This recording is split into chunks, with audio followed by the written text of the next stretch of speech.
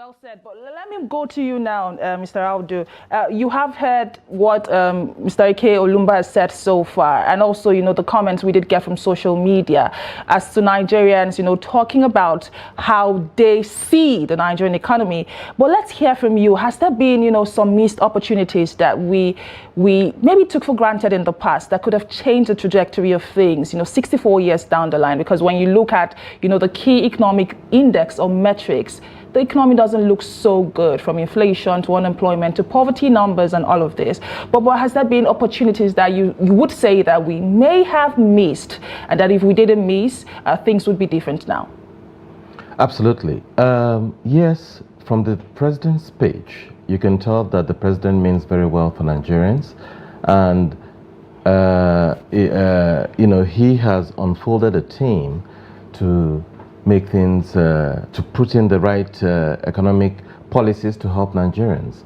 But Nigerians are not concerned about the policies. What they are concerned is what they take home, is the price of commodities in the market, is the price of fuel, is the price of food, price of inflation. So no matter how much the president means very well for Nigerians, he has to have a very strong team, a team that is determined, a team that is qualified, a team that will take responsibility to make things better for Nigerians.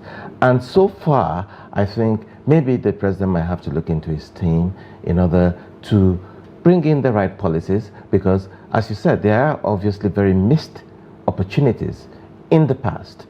And that is why we're where we are. If you compare our country now to Saudi Arabia, for the last 5 years, the exchange rate between the dollar and the Saudi Riyal has been constant, meaning the difference is not much. But in Nigeria, it has changed over 2,000% or thereabout. We are one of the worst performing currencies. Now, I don't think that is the direction the president wants, but I think we have to have square pegs in square holes to get things moving. So perhaps it's time for him to look into his team, no matter how well he means for Nigerians, and I know he means very well for Nigerians. Thank you very much. Well said.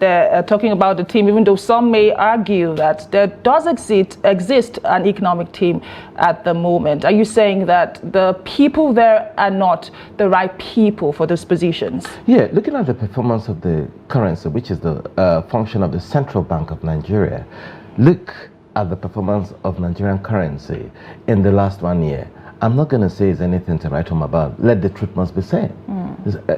So if the people at the helms of affairs are not doing the right thing, then it's important we talk about it, so that the right people are put in the right place in order to adjust the economy.